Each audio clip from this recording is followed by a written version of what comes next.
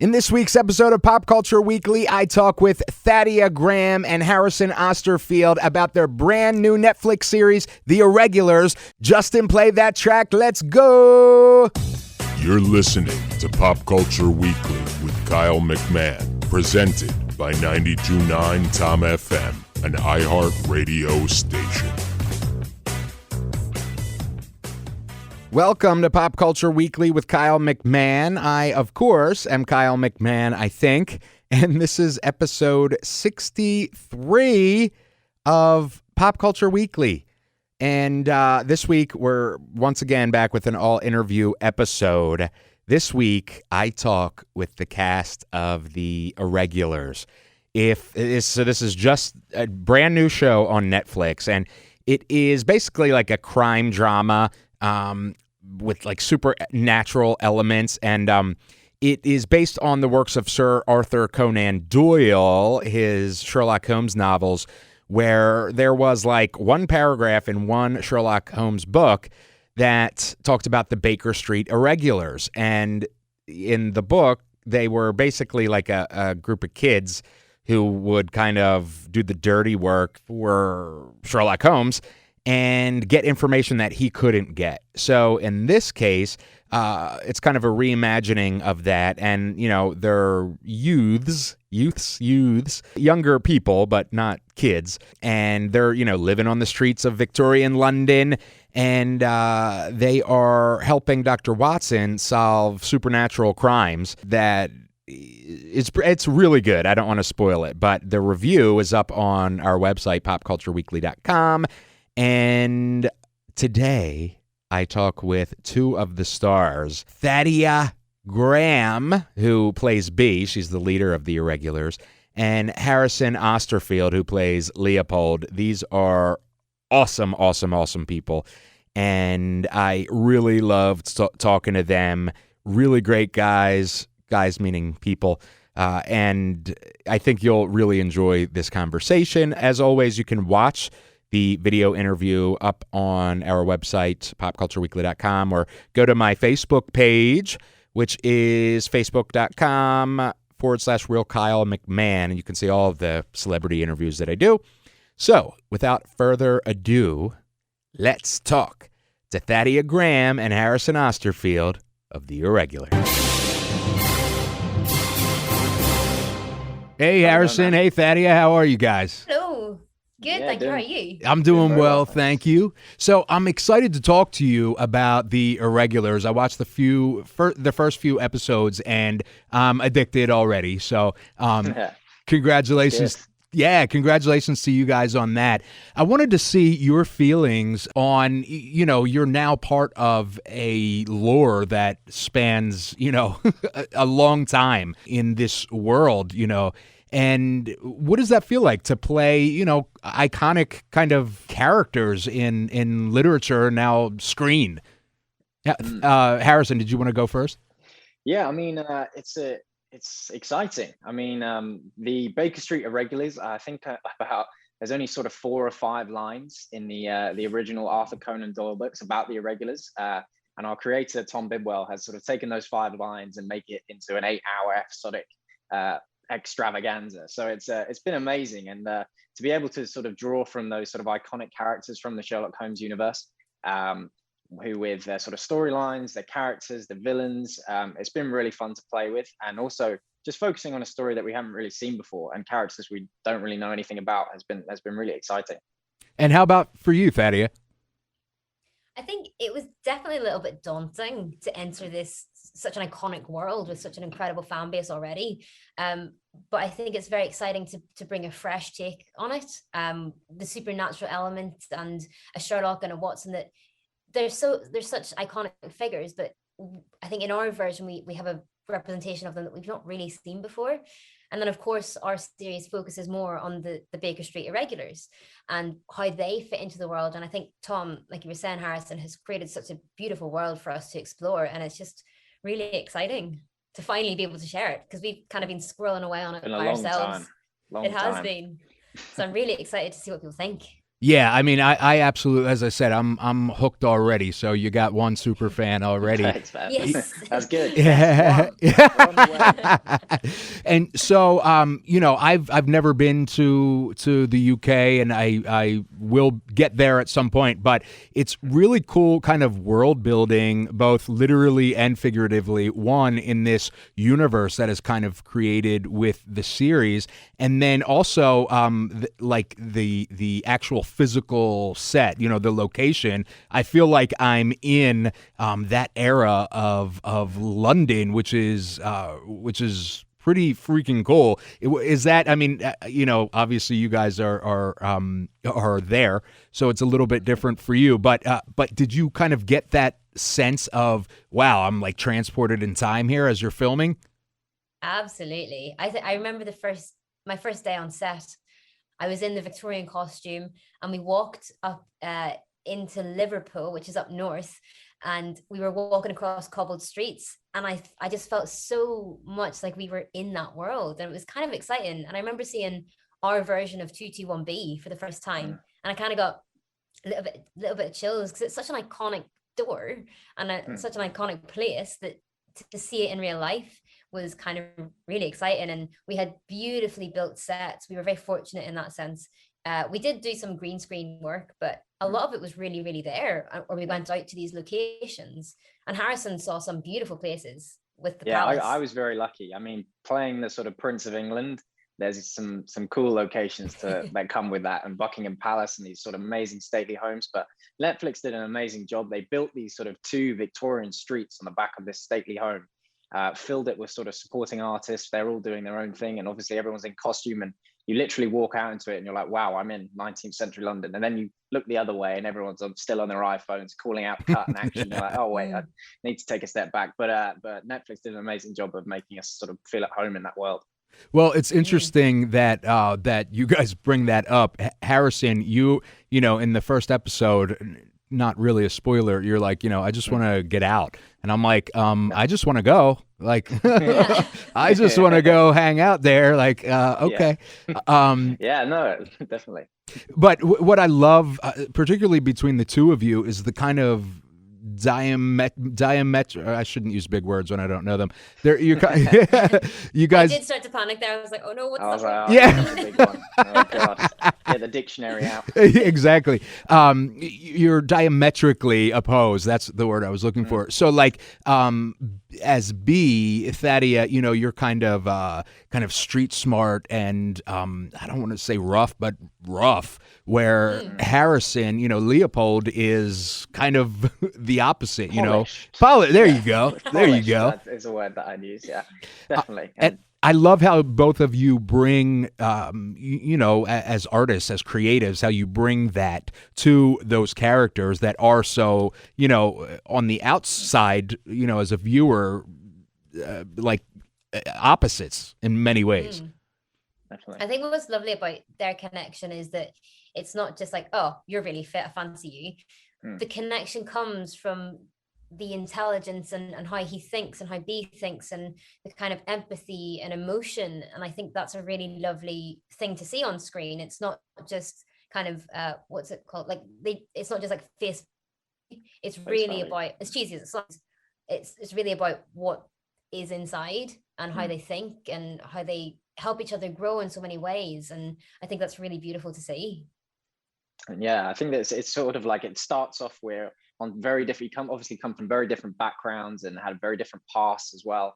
And we sort of start like this, but as we get closer and figure out more about each other, we start to level off, and then it goes the other way, and it's a real sort of roller coaster. And there is so much sort of meaty material for B and Leo to sort of explore that relationship as the series goes on. And it's been a fun ride. One of the really I'm sorry. Oh, sorry. No, please go. Go. Really beautiful line that I think B is talking to Leo quite early on, maybe episode 2, and she says, like, where will you be sleeping tonight? Because I'll be sleeping in a cellar, and that's not your fault. You are who you are. And I love that she kind of encourages him not to be apologetic for where he comes from, and the same for her. She doesn't need to apologize for the way that she's been brought up or who she is. It's just that's how life's made us, and that's okay, and you don't need to change that. I like you. I like your qualities and your personality and how you think. And I think that's a really beautiful line. It is. And, it's very representative of one of the themes in the show, which is, take me as I am. I can't change where I was born. I can't change the circumstances that I've been dealt. I can only, do what I can do within those circumstances to overcome them or try to get outside of them or whatever. But I think it's a really beautiful theme in the series that I've seen so far that I think is really special. Yeah, definitely. I think we see it as well with Jessie, played by Darcy, and she sees this kind of her visions and these nightmares that she's having at the very start as a weakness, and it's something really to be feared, but that is just something that's part of her. And as the series goes on, she realizes actually this is a power, and she shifts it into something positive and something that she harnesses. And I think that's really lovely to see. And I think all of the characters start to look at their weaknesses and transform them into something that they actually can use. And I think that's quite empowering for people to see. And I've just adding on to that, like, I feel like the Irregulars aren't your regular heroes at all. I mean, we've all got, like our sort of insecurities and flaws and what we see as weaknesses. But when we're all put together, we complement each other's characters. And it's a really amazing thing to see, to like when we all come together in camaraderie as a team, that's when we work best. Yeah, we keep saying that, with any one of them, if one of them were to walk away, it wouldn't work well. It's a team effort. And I think as a human race, maybe we should look at working together a little bit more. Yeah, that would be good. Yeah, absolutely. So one of my favorite shows ever, definitely my favorite show ever, is called The X-Files, and it's been off forever and then came back. And one of the things that I loved about that is the mythology that they built over the series. And then they also had what fans called Monster of the Week episodes. And one of the things that I really enjoy about the Irregulars is it kind of has not the same sort of vibe as the X-Files, but it has that longer arching mythology and world building and character developments and such. But then it also has something interesting and sometimes terrifying each week. Does that make it easier, more interesting for you as creatives? Yeah, I think, I wouldn't say it's less of a monster of the week and monster of the episode. I mean, monster of the day. Every day when we were filming, there seems to be a new monster or a new villain popping up, and it definitely keeps you interested and really engaged, because it's quite a compelling story, and finding out the backstory of these villains and these monsters and where they've come from and why they've sort of taken the darker path. And as I said, Tom created a great world where you can dive into these sort of villain psyches and see where they started out and the kind of person they were before that. I think also what you're saying about the mythology around the X-Files, I think Tom has done brilliantly in creating this underlying theme of grief and how these villains have been driven to this point because of loss and because of grief and because maybe they haven't dealt with it in a healthy manner, and that's what they're searching to connect with, that loss. And so although they are villains and they're monsters, it's not your typical like bogeyman under the bed. It's very real people who are just suffering a massive loss. And so that, I suppose, is our mythology, and that's what connects all of them. Makes it scarier as well. Yeah. Absolutely, because it comes with very authentic and grounded, and you can see where it can come from. But also, with the supernatural element, is a really fun thing to play. And then when you can add all these incredible visual effects to it, it comes up with something special. Right in the first episode, I was like, and again, I don't want to spoil, but one of the Irregulars has a problem seeing, and I saw this scene and I'm like, oh wow, like this is where we're going here. I wasn't expecting that. I mean, I kind of expected obviously like a supernatural element, but when I saw the scene and I was just like, oh, okay, we're showing the whole thing here. It's dark. That really threw me there. I was like, problem seeing who wears glasses. There's a very sort of, you're right, we had a very visceral image, and I think department who did that, the hair and makeup department, Lucy Civic was our designer on that, and she is just a prosthetic god, and the entire team worked together to make that actually physically real on set, and then it was heightened with VFX. But even just, you know, walking around and seeing these really, really awful things in real life is very, very jarring, because you know it's not real, but you just don't expect to see it. No. Especially at 5 a.m. on the morning on a Yeah. Monday. It's quite a scary image to walk on set to. Like, oh my God, I'm awake now. So Stronger than coffee. yeah, I would say. So you guys did have a bit of a troubled production, you know, particularly with COVID and all that. What was that like? You know, to be working on a series like this and have this bump in the road. I think we were very fortunate that we had spent so long together before we had to shut down. We'd spent maybe 6-7 months together. So the entire team, like the crew and the cast, all felt like family. So when we did come back, I think everyone was a little bit apprehensive. It's the kind of the fear of the unknown, I suppose. So we were all talking together going, oh, I feel a bit nervous. Do you feel a bit nervous? Okay, you feel nervous too. That's fine. We're all feeling the same kind of apprehension. But we went back and they had incredible COVID protocols, because we were one of the first UK productions to start up again. So they put in so many safety measures, and we were getting tested all the time. They were fogging the sets, social distancing, isolation. And it actually felt so safe. I think that was probably one of the safest places we could be, because everyone was being so vigilant. And we had 2 weeks to wrap, 2 weeks away from wrap when we shut down, and then we extended that to 4. So we doubled our time so that we could really do it safely. And I think everyone really appreciated that.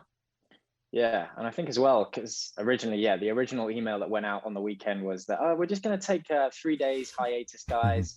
Probably nothing. I wouldn't worry about it. And then obviously 5 months later, we end up going back to filming. And as Thaddea said, the protocols were incredible, and it probably was the safest place you could be.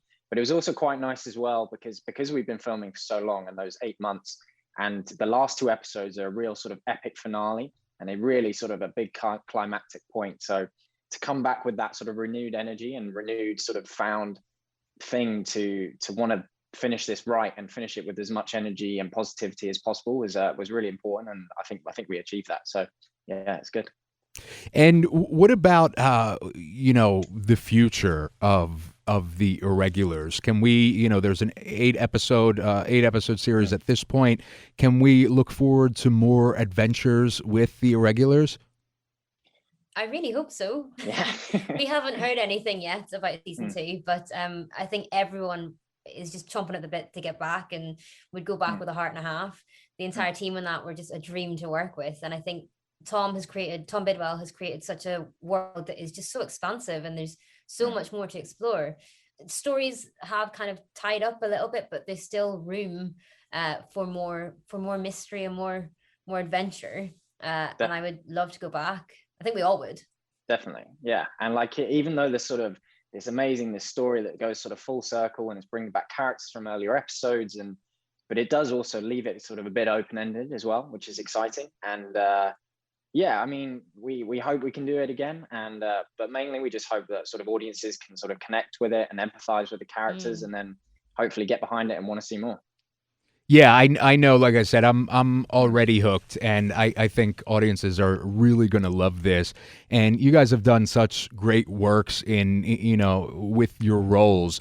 What is your favorite, you know, and this is obviously individually, what is your favorite part of the character for both of you?